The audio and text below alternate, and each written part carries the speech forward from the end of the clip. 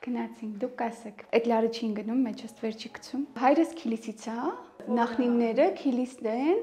իսկ մայրիկիս նախնինները այնթապից են։ Երկուսն էլ նույն տարածաշրջանի մեջ են մտնում, մոտ են իրար։ Իսկապես լսել էի ես այս առակ իմ մեծ մամայից։ Ինձ բանկայ օրինակով ահա պատմել Ղեթրեմիզը, որ գցնցես, ասենք հայերեն գրականության երկու տարբեր ճյուղեր են, մաքուր, ոսկեղենի կարի մտահայերենով խոսել։ Բարև, ես Թալարն եմ։ Սուրիայինի եկած եմ, բավական տարիներ առաջ։ Այսօր ցեզ մի արագ բիտ պատմեմ,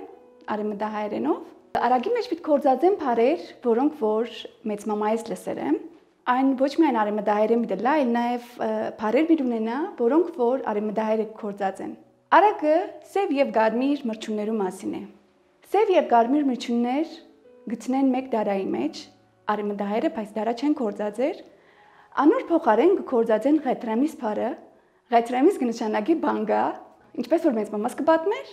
երկու մրջուններուն տեսակները Ղեթրեմիզի մեջ կտեցնեն եւ գցկեն։ Մրջունները միասին բավական կապրին, բայց գուքա մեկը եւ այդ Ղեթրեմիզը գցնցե։ Ցնցել են յետք, մրջունները կգարձեն, որ մեկը մյուսին վրա հարցակվեր է։ Գարմիրները կմտածեն, որ սևերը հարցակվեր են, սևերը կմտածեն գարմիրները հարցակվեր են։ Այսօր վրա կսկսին իրարու մերցնել։